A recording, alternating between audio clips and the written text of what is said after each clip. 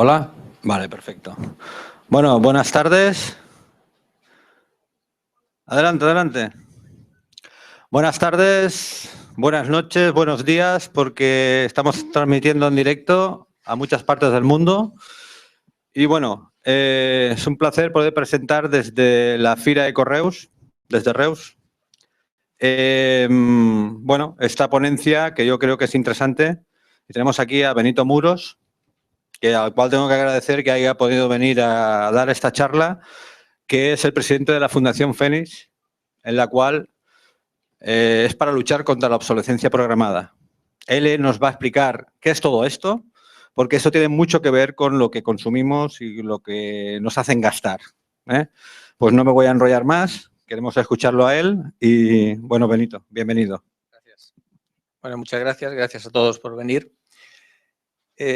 Fénix quiere decir Fundación Energía e Innovación Sostenible sin obsolescencia programada. Tenemos unos objetivos muy concretos en la Fundación, que son, bueno, difundir a través de los medios de comunicación, allí donde nos quieran oír, qué es la obsolescencia programada, cómo nos afecta en nuestro día a día, en el modelo económico que tenemos, cómo afecta a nuestro entorno, al planeta, al agotamiento de las materias primas al fabricar con fecha de caducidad, los efectos que producen las emisiones de CO2 que se emiten a la atmósfera por fabricar cosas innecesarias que se podrían reparar, cómo afecta al modelo económico del crecimiento permanente, sin control, endeudando y arruinando a familias, empresas. Esto es el objetivo, un poco la difusión de cómo nos afecta en nuestro día a día la obsolescencia programada. Queremos crear, en conjunto con todos los ciudadanos, un nuevo modelo industrial, económico y social basado en la sostenibilidad, en el respeto por el medio ambiente y por las personas, basado, por supuesto, en la economía del bien común.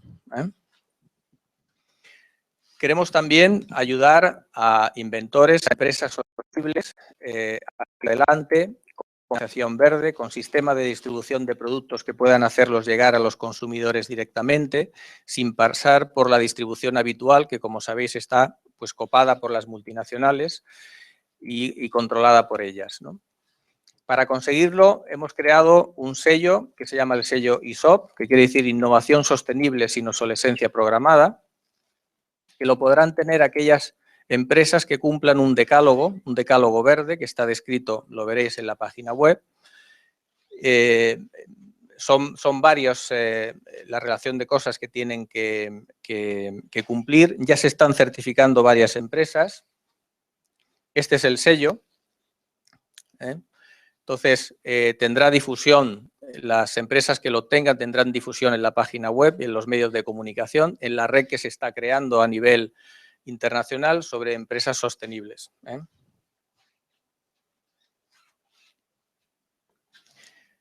Para conseguir los objetivos, Fénix cuenta con la ayuda de simpatizantes, ciudadanos que impulsarán acciones, difusión y defensa de los ciudadanos para impulsar el cambio hacia un nuevo paradigma, tratar de influir en la clase política para cambiar leyes y actitudes que nos conduzcan hacia un nuevo modelo, el reparto de la riqueza, la solidaridad, el respeto por el medio ambiente y por las personas sean una realidad. Esto es algo que ya estamos trabajando. Para estas elecciones incluso nos hemos puesto en contacto con varios partidos políticos que se han interesado, algunos de ellos, en promover y en incluir la obsolescencia programada en sus programas políticos, incluso para eliminarla. Hay un partido político, solo uno de momento, que lo va a incluir, lo ha incluido ya, de hecho, para las próximas elecciones. Es uno de los 8 partidos políticos que se presentan en las 52 provincias y lo ha incluido, por sugerencia nuestra,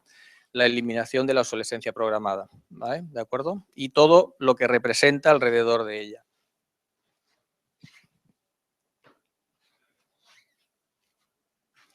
Acciones que vamos a hacer, porque no solo vamos a difundir y vamos a decir, sino vamos a hacer cosas para conseguirlo. Bueno, las donaciones van íntegramente a proyectos de interés de los ciudadanos en el campo de la investigación y el desarrollo sostenible. Es decir, la Fundación funciona por donaciones y todo va dirigido hacia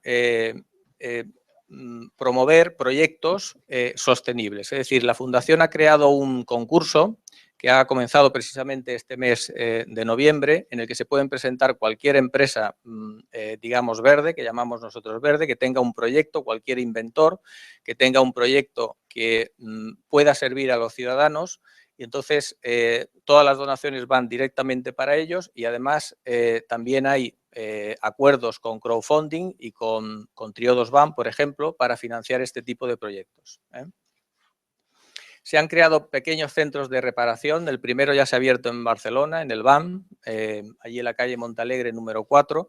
En estos sitios hay voluntarios que se llaman puntos sostenibles. Se llama concretamente No tires, aprende y repara. Entonces la gente puede llevar allí cualquier electrodoméstico pequeño o grande, y mientras que se está reparando le están enseñando cómo se repara, para que no lo tengan que tirar, ¿de acuerdo? Entonces queremos abrir todos los que se puedan de estos en cada barrio, en cada ciudad.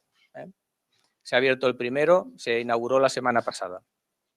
Estamos también creando una app que, escaneando el consumidor el código de barras de un producto, pueda saber de dónde viene ese producto, cuál es su vida útil, si está fabricado con obsolescencia programada o no, la huella de carbono, ¿sí?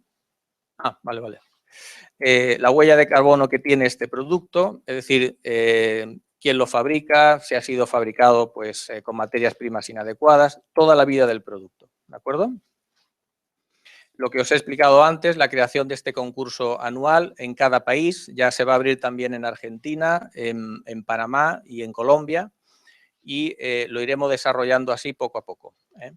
También queremos influir en política, como hemos dicho, analizando cada programa político de cada partido para poder pues decir a los ciudadanos qué partido político puede ser más adecuado para caminar hacia un modelo sostenible. Ese es otro objetivo de la Fundación. Bueno, no sé si habéis oído hablar de la obsolescencia programada, pero se inició en los años 30 con la crisis del 29 de los Estados Unidos. Fue cuando se comenzó a practicar la obsolescencia programada. En aquellos años, en los años 30, pues no había estadísticas ni de agotamiento de materias primas, ni de emisiones de CO2, ni de absolutamente nada. Entonces, en aquel momento se pensó que para reactivar la economía en el mundo, pues había que acortar la vida de los productos. Verdaderamente, probablemente en aquel momento pensaron que no era una mala idea, tampoco no había problemas de agotamiento de materias primas ni de nada, pero lo cierto es que en nuestros días sí lo conocemos que eso es una realidad y ahora pues está haciendo mucho daño al planeta y a toda la sociedad.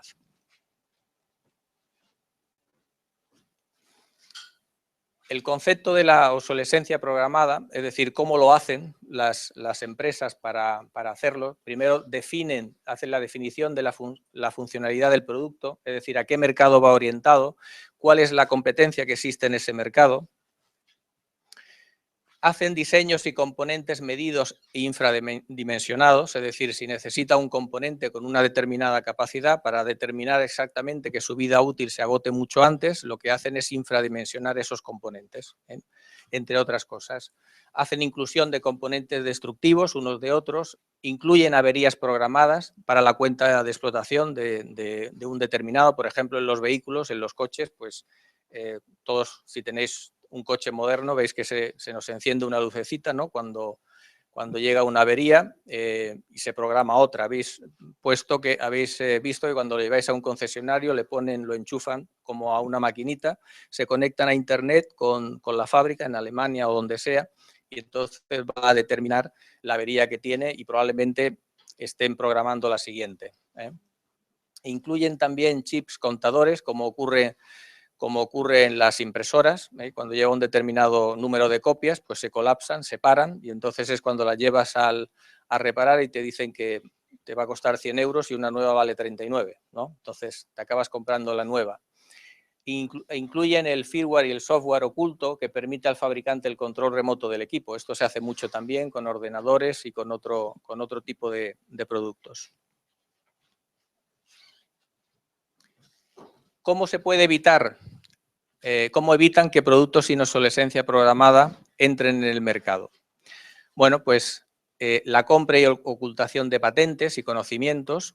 Cuando alguien inventa algo que puede ser interesante para la gente, pues se lo compran o se oculta para ocultarlo. Políticas de obsolescencia programadas a través del servicio técnico, esto también se utiliza. Otras compañías se ahorran el servicio técnico y basan su estrategia en ser el más barato del mercado y que no se pueda reparar el producto. Es decir, aquello de que te cuesta más repararlo que comprar uno nuevo, sin pensar en los residuos que eso genera. Recuperación de equipos, cambian la carcasa y resetean de su medida la obsolescencia programada y lo venden como si fuera uno nuevo, cosas así. Todas estas medidas de obsolescencia programada son secretos muy bien guardados, su conocimiento está reservado a la dirección y a mandos directivos y que son muy bien pagados y con cláusulas de confidencialidad y, por supuesto, siempre son negados por las empresas. Bueno, el Carter Phobos, que lo formaban y lo forman Orran, Philips, General Electric, Lámpara Z, pero ya esa empresa la compró Philips hace 5 o 6 años. El 23 de diciembre de 1924 firmaron la constitución de ese Carter y fue para fabricar bombillas con baja duración, con corta durabilidad. Esto creó la tendencia a nivel mundial, es decir, fueron los primeros, donde primero se fabricó, se practicó la obsolescencia programada fue en las bombillas, pero luego creó tendencia y se generalizó en todos los sectores. Y el Carter Phobos fue quien lo inició. Bueno, aquí está Warner Phillips, el bisnieto del fundador de Philips, que, bueno, en una entrevista en la Vanguardia, pues así mismo lo dijo, mi bisabuelo pactó fabricar bombillas que duraran poco, es decir, tampoco es que se oculten mucho, ¿no? Es decir, lo dicen y lo hacen así. Y efectivamente, pues esa es la técnica del mercado del crecimiento permanente que se utiliza y que tenemos todos, y que aquí en la Fundación Fénix pues luchamos contra ella. Claro, esto parece, los que la defienden, el modelo del crecimiento, pues dicen, bueno, es que si se fabrica con mucha durabilidad se van a perder puestos de trabajo, pero realmente no es así, porque las empresas que fabrican con poca durabilidad lo que hacen es ir a por las materias primas a África, donde se pagan sueldos realmente de miseria, de esclavitud, para llevar esas materias primas a Asia, donde también, como sabemos, se pagan sueldos de esclavitud y no se respetan ni los derechos laborales. Y después, fabricando una y otra vez, lo traen a Occidente, consumiendo petróleo para traer las cosas, generando CO2 a la atmósfera, una y otra vez para fabricar cosas que están programadas para que duren poco. ¿Y qué hemos conseguido desde que en 1929, en plena crisis, el crack de los Estados Unidos, se comenzó a practicar la obsolescencia programada? Pues hasta el año 2000, bueno, aquí pone 2009, pero el 2015 hemos conseguido pues más o menos lo mismo. En aquel momento, en los años 30 aproximadamente, la riqueza mundial estaba distribuida en un 50%, en un 50% de las manos en el mundo y actualmente, en el año 2015, el 92% de la riqueza en el mundo está en tan solo un 8% de la gente, que son las multinacionales y los bancos principalmente. Es decir, no es verdad que la obsolescencia programada cree puestos de trabajo ni riqueza, sino lo que hace es acumular la riqueza en unos pocos. Por eso luchamos contra ella. Esto es lo que hemos conseguido. Hay en el mundo 1.700 millones de personas que consumimos alrededor de 20 euros de media al día, ¿de acuerdo? Y 3.500 millones de pobres. Esto es lo que hemos conseguido trabajando de esta forma. Muy bueno no será practicar esta técnica, ¿no? Por eso creo que debemos cambiar hacia un modelo sostenible. ¿Qué es Fénix, pues? Pues es un modelo de sostenibilidad que lo queremos llevar a través del reciclaje, el respeto por el medio ambiente, la solidaridad, la redistribución de la riqueza, y para eso hemos elegido, porque es lo que sostiene el modelo económico del crecimiento, la obsolescencia programada. Hay que eliminarla. ¿Cómo queremos que trabajen las empresas que se certifican con el sello ISO? Que trabajen la ingeniería inversa, es decir, hasta ahora lo que se hace es, a nivel de la ingeniería, fabricar con fecha de caducidad. Queremos que se haga exactamente lo contrario, que eliminen las encriptaciones y medidas protectoras para ocultar la obsolescencia programada, que dejen abierto tanto el software como el hardware para crear equipos reparables y actualizables, es decir, que aunque duren un tiempo determinado, pues cuando llegue el final de su vida útil se pueda cambiar, se pueda, digamos, poner componentes más ecológicos o más duraderos o más eficientes para que no se tenga que tirar el conjunto del equipo. En definitiva, lo que queremos es que los productos duren lo que tengan que durar, lo máximo que la tecnología permita, que nadie nos obligue a comprar de forma innecesaria, ser respetuosos con el medio ambiente y fomentar un crecimiento sostenible. Esto es lo que pretendemos. Los valores de Phoenix son la innovación, es decir, nosotros no nos negamos, dígame.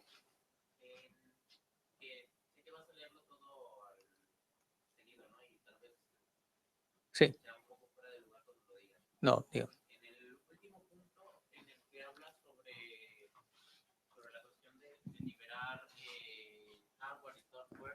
Sí. Para evitar Sí.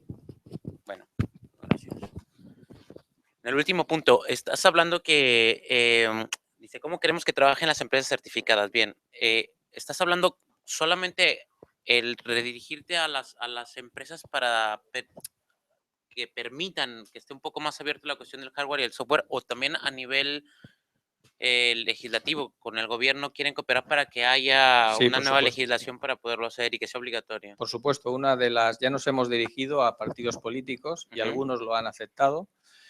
El que se cambie la legislación, por ejemplo, en la ley de garantías. Actualmente la ley de garantías es de 2 años en Europa, de 1 año en Estados Unidos, pero una ley de garantías llena de letra pequeña. Es decir, cualquier fabricante puede decir, sí, te doy 2 años de garantía de este teléfono móvil, de este ordenador, pero después si te lees la letra pequeña, que nadie lo hacemos, pues verás que te pone siempre y cuando este ordenador esté conectado a la red, no reciba un shock de la red eléctrica de más de un 7%, por poner un ejemplo, ¿no? Entonces, si alguna vez se te estropea ese ordenador y tendrás que preguntar a la compañía eléctrica que tienes contratada durante el año que ha estado funcionando ese ordenador, cómo has recibido tú en tu casa la red eléctrica, y verás que ninguna compañía eléctrica te va a dar absolutamente estos datos, ¿no? Y eso es solo una de las cosas. Es decir, realmente no tienes garantía actualmente. Y también en cuestión, porque eso es más una cuestión legislativa, en cuestión de patentes o de I+D, por ejemplo, ¿también tienen algo? Bueno, nosotros lo que quisiéramos es que las patentes que son de utilidad pública y para la gente realmente pues no estuvieran, no fueran una patente, sino que se declararan de interés general, ¿no? Para todo el mundo y no se tuvieran con los medicamentos y con todo, ¿no? Porque actualmente hay muchísima gente que no tiene acceso a los medicamentos que son necesarios únicamente porque las farmacéuticas, por ejemplo, pues quieren ganar millones y millones de euros. Entonces, en el decálogo del cual todavía nos hablas, ¿se incluirá algo eso sobre las licencias, las patentes, las direcciones sobre investigación y desarrollo? El decálogo para obtener el sello ISO, bueno, lo podéis ver en la página web, incluye 2 fases para obtenerlo las empresas. Una primera fase, que es estrictamente ese decálogo que indica ahí, y una segunda fase que ya entran, digamos, más en profundidad cómo debe ser la empresa que obtenga el sello ISO Core, que es como le llamamos a la segunda fase, que es mucho más completo y que ya entran auditores, etcétera. Exacto. Bien, gracias. A ti.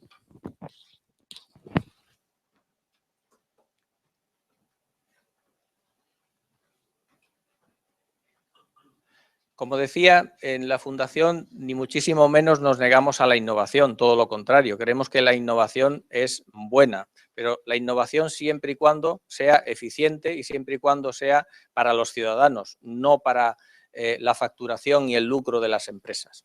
Siempre y cuando sirva para algo, no el iPhone 5, el iPhone 18, ¿sabes? Que tienen las mismas cosas que el anterior, pero simplemente estamos vendiendo otra cosa diferente.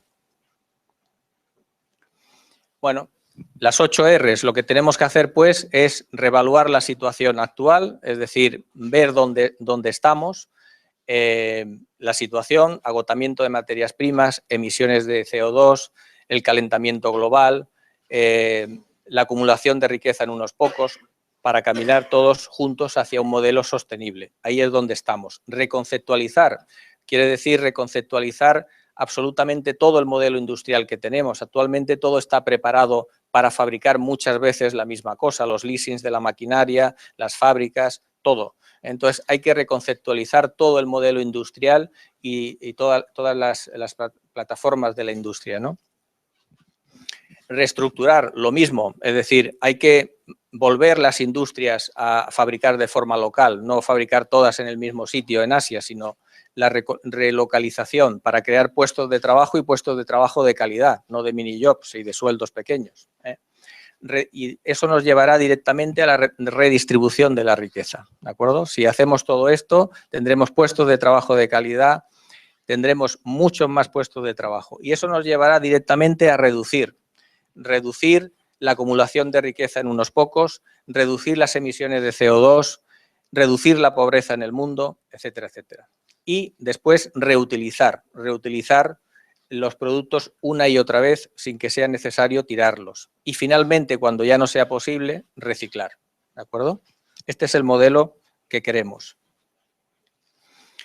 En definitiva, crear sistemas y productos reparables y actualizables sin final de vida útil prefijado, para cambiar hacia un modelo de sociedad más justo, solidario y sostenible para todos. Esto es lo que queremos en Fénix. Bueno, esto es una entrevista de los ingenieros que es verdad que los ingenieros, cuando hablas con ellos, el colegio de ingenieros, pues está encantado con estas políticas y les gustaría que fuéramos hacia un modelo sostenible, pero luego la realidad de las empresas, pues desgraciadamente es otra, ¿no? Bueno, aquí tenemos a Warner Phillips, que vende al año alrededor de 7.000 millones de bombillas, en España solo 47 millones de bombillas. Y bueno, yo hice lo de intentar vender una bombilla que durara mucho tiempo, pero al final, pues, bueno, no fue posible. De momento ganó él. Y esto es Fénix, en definitiva. Una fundación que lo que pretende es caminar y cambiar hacia un modelo sostenible. ¿De acuerdo? Pero eso lo tenemos que hacer entre todos. Crear una sociedad donde haya una redistribución real de la riqueza, donde exista un modelo industrial que esté fabricado, valga la redundancia, para los ciudadanos y no para el lucro personal de la gente. ¿De acuerdo? ¿Tenéis preguntas?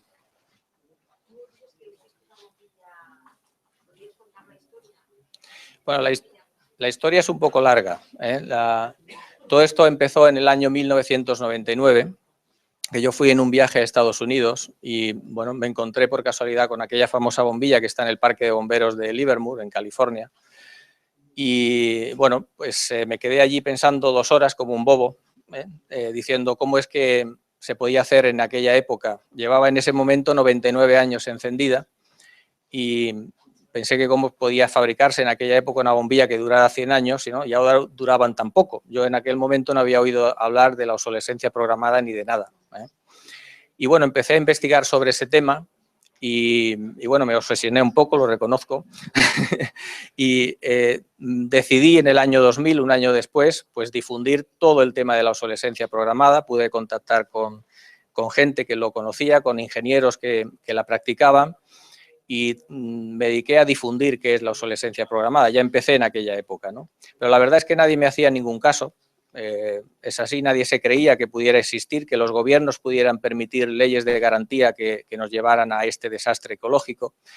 Y entonces fue cuando decidí, bueno, como en la bombilla fue donde primero se practicó la obsolescencia programada, fue cuando decidí crear una bombilla que durara lo máximo que la tecnología permitiera, para demostrar que las cosas se pueden hacer de otra manera. Y bueno, lo hice y no con la intención de comercializarla, porque nunca fue mi intención, sino de demostrar simplemente que se podía hacer. Pero luego, por unas cosas y por otras, intenté comercializarla y bueno, pues la verdad vinieron los problemas y un montón de historias que ya no voy a hacer más, no voy a comercializar más ninguna bombilla.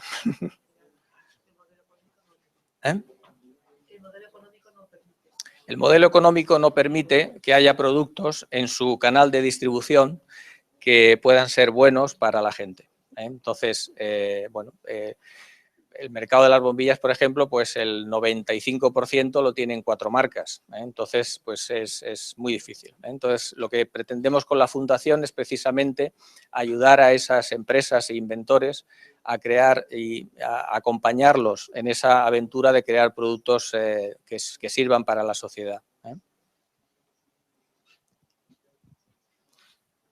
¿La Fundación habéis conseguido avances importantes o pequeños ¿En cuanto a? todo este tema? Bueno, todo el tema, porque claro, yo veo que es un tema interesantísimo, pero tan interesantísimo como dificilísimo. Es difícil, es verdad, pero no es imposible. En este momento, en la Fundación somos ahora 14 personas con todos los vocales. Hay pues ingenieros, está también la Universidad de Barcelona, nos ayudan desde el Ayuntamiento de Barcelona también. Y bueno, hay un gran interés en que funcione. Tenemos unos 7 millones de seguidores alrededor del mundo y hay unos 14 proyectos que ya han llegado para este primer concurso. Hemos firmado acuerdos con crowdfunding y con algún banco para financiar este tipo de proyectos. Estarán en el jurado del concurso para ver si son financiables finalmente.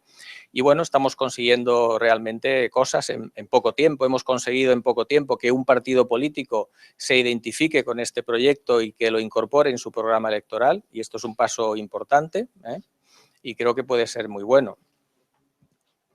Así que si queréis votar a ese partido político, pues ya tendremos algo. Es Recortes Cero, Grupo Verde, si lo queréis ver. Sí. No es muy conocido, pero tienen unos principios realmente buenos. ¿Empresas que se han interesado en que las homologuéis? De momento tenemos 17 empresas que se están certificando en este momento. Algunas hay 3 que son grandes, que son importantes, y todas son importantes, pero quiero decir, el resto son de un menor tamaño y bueno, pues realmente estamos contentos porque hace tan solo un mes que hemos empezado con lo del sello.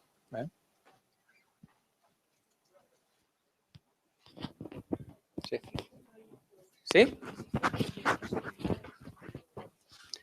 ¿Proyectos similares? En la línea tan enfocados a la eliminación al concepto de sostenibilidad sí que hay bastantes, hay algunas, pero en cuanto a que hayan cogido que para tener un modelo sostenible sea necesario eliminar la obsolescencia programada, porque es la base para obtenerlo, yo no conozco. Sí. Estamos colaborando con organizaciones como Greenpeace, por ejemplo, que es una asociación de empresas verdes a nivel europeo, y bueno, todas esas empresas son las que poco a poco van a ir obteniendo el sello también. ¿Alguna pregunta más? Sí.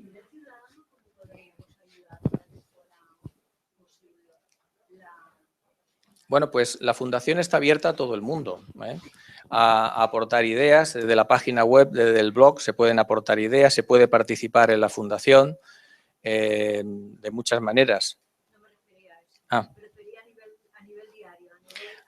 Muy buena pregunta, sí.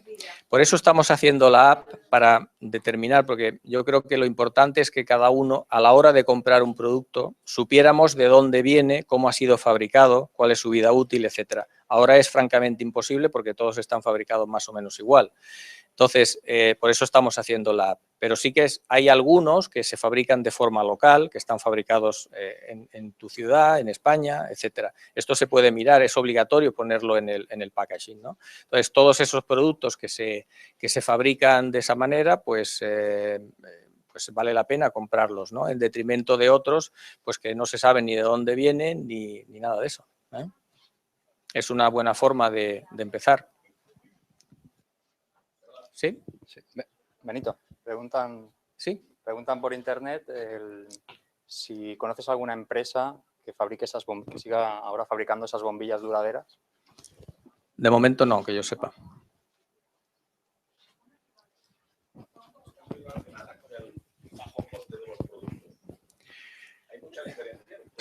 No.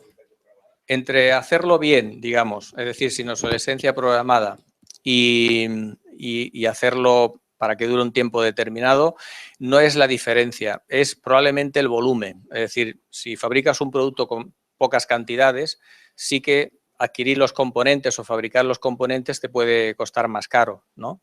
Pero si se fabricara en un volumen enorme, grande, pues sería más o menos lo mismo, poca diferencia.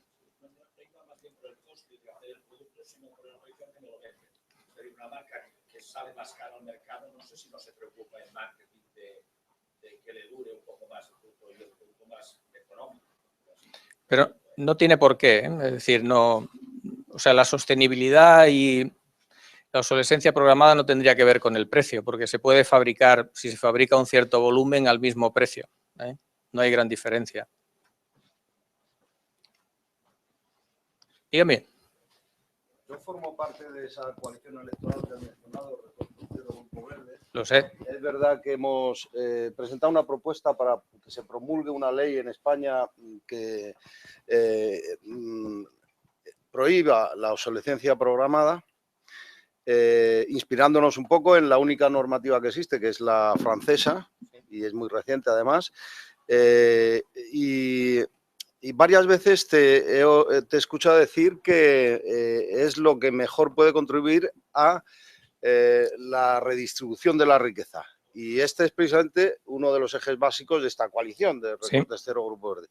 Pero no lo acabo de entender, porque yo comprendo que la prohibición de la obsolescencia evidentemente tendría unos efectos inmediatos en cuanto a reducción de generación de residuos y en cuanto a disminución de consumo de materias primas.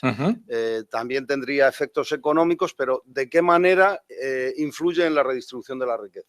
Pues muy sencillo. Si nosotros cobramos, por ejemplo, un sueldo normalmente de 1.000 euros, que ahora ya es una fortuna en los tiempos que corren, ahora es mucho menos, pero pongamos que son 1.000, y tenemos que comprar durante nuestra vida 6 televisores, 6 lavadoras, 6 ordenadores, porque se nos van estropeando, pues si duraran lo que podrían durar, o sea, muchísimo más tiempo, no tendríamos que comprar ese tipo de aparatos. Entonces, ese dinero que ahora gastamos de nuestros 1.000 euros en comprar cosas que no deberíamos comprar, se quedaría en el bolsillo.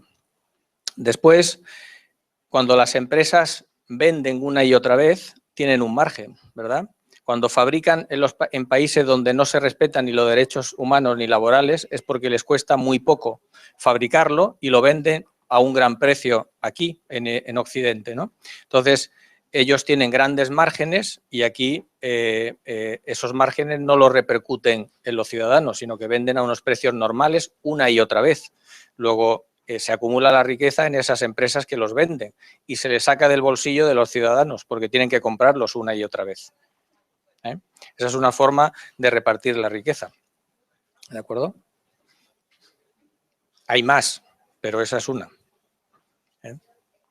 Después, si cada vez se compra con financiación estos productos, tienes que estar pagando intereses cada vez a los bancos. La empresa que fabrica también tiene que financiarse para comprar las materias primas, paga intereses al banco. El Estado también tiene que financiarse, paga intereses al banco. Al final, ¿dónde se queda todo el dinero? En el banco. Y en las multinacionales que son de los bancos. Por lo tanto, la riqueza se va acumulando en los mismos a través de fabricar cosas permanentemente. Además, cuando se fabrica en estos países donde no hay controles fiscales, normalmente estas multinacionales, si el precio real de un producto, por ejemplo, dice que cuesta 10 euros, el coste real, le cuesta muy poco decir fiscalmente dónde va a tributar esta multinacional, porque todas tienen una sucursal allí, que cuesta 50. Y esa diferencia entre 10 y 50, no se sabe cómo, pero viaja normalmente a paraísos fiscales. Y desde allí se compra la deuda de países al precio que marca lo que llaman los mercados, que son los bancos. Y es una forma de no tributar en los países donde realmente se vende. Por eso, cada vez más se acumula en pocas manos, a través de la obsolescencia programada.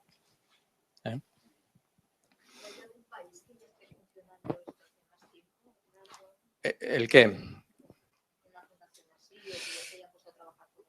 Que yo sepa no, que yo sepa no, pero ahora estamos para abrir en Argentina, en Colombia, en México y en Panamá.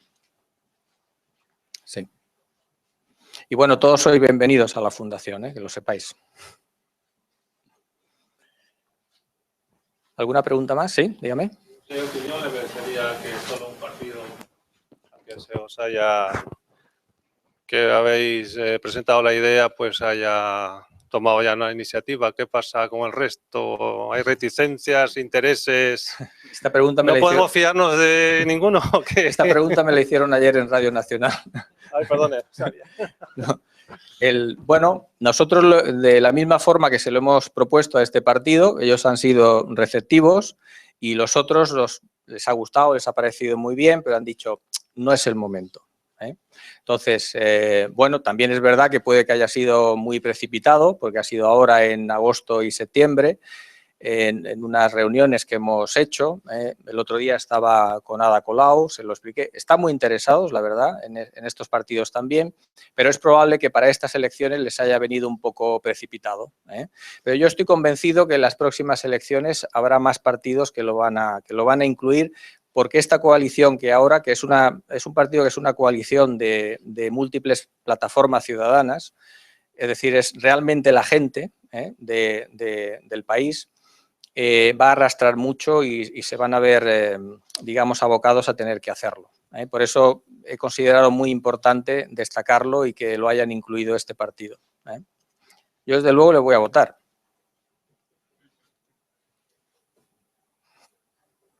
¿Alguna cosa más?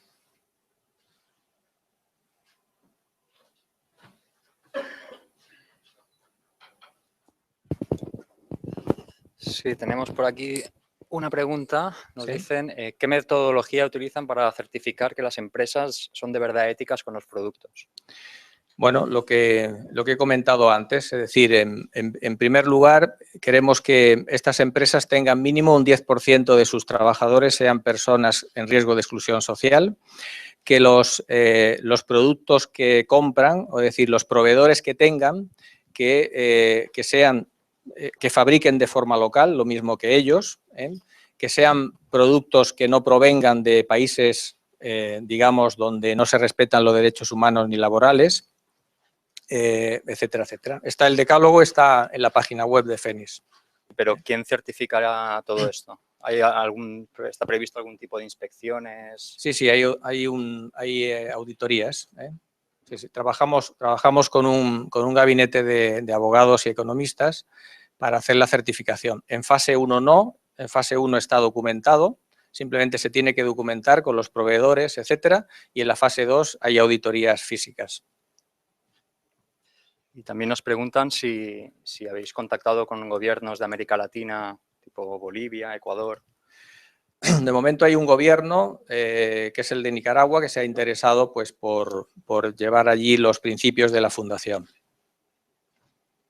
Pero de momento nada más. Hay que decir que empezamos con la fundación en el mes de agosto. ¿Sí? En relación a la última pregunta. ¿Sí? Quiero hacer una inflexión sobre ese asunto. Por ejemplo, si ustedes tienen abogados y tienen gente para hacer las auditorías sobre las empresas, ¿quieres decir que, por ejemplo, serán auditorías locales? O sea, solamente será dentro del país y las materias primas con las que se surten esas empresas tendrán que ser nacionales. A ver, no necesariamente, porque hay materias primas que no existen en un determinado país. Ajá, pero eso, ¿habrá un control ético y sí, sostenible y ecológico de esto? Por supuesto. Eso incluirá un trabajo de una auditoría internacional. Sí. ¿Hay capacidad de la organización para hacer eso? Sí, sí. Muy bien. Lo que queremos es digamos, que la fundación esté presente en cada país, es decir, no lo vamos a poder hacer desde España. Claro. Tendrá que haber una réplica en cada país para poder hacerlo. Vale, entonces ahora sí puedo pasar a la pregunta que quería hacer. En base a esto, ¿ustedes tienen datos fiables de más o menos el impacto, digamos, en contra, que ustedes tienen con la permisibilidad, la posibilidad de qué porcentaje hay, por ejemplo, de empresas, de materias primas, de distribución y de todos los otros elementos que se necesitan para llegar a esto, ¿no? Tener un sello, ser una empresa tal. Tienen datos de cuáles son las dificultades que se tienen que sortear, por ejemplo, datos crudos, ¿no? Hay tantas empresas en tantos países de los cuales se pueda confiar de una certificación por una auditoría. Entonces, eso nos va a dar porcentaje de productividad o de creación de nuevas empresas o de certificación de empresas que quieran cambiar el paradigma. ¿Conocen eso? Sí, sí, tenemos mucha información. Vale, ¿y no me puedo poner en contacto con ustedes? Por supuesto, claro que sí. Otra pregunta. Cuando usted ha comentado sobre las patentes farmacéuticas que vemos que aumentan exponencialmente mientras que la efectividad de esos medicamentos disminuye, lo ha incluido dentro de la obsolescencia programada. Sí. Entonces, yo me pregunto, porque ahí está también en aprender a leer los ingredientes de lo que compramos muchas veces, ya no es solo un aparato, ¿no? Sí. Entonces, la industria petrolera, o sea, las petroquímicas tienen unos residuos, ¿vale? Después de su extracción, que de alguna manera tratar residuos es caro. Sí. Es muy caro. Entonces, qué mejor que darles una salida comercial y eso es lo que vemos en nuestro día a día, en los supermercados, para asearnos, para obtener olores. ¿Esto entraría dentro de la obsolescencia programada? Sí, sí. Gracias. Sí, sí. Más bien sería la obsolescencia percibida, pero sí, sí, entraría dentro de construir una sociedad sostenible. Sí, sí. ¿Ya está? ¿Sí? ¿No hay ninguna pregunta más? Bueno, pues muchísimas gracias a todos por el interés y nada, espero que os suméis al proyecto FENIS. ¿De acuerdo? Muchísimas gracias. Bueno, muchas gracias y a seguir el ejemplo, ¿vale?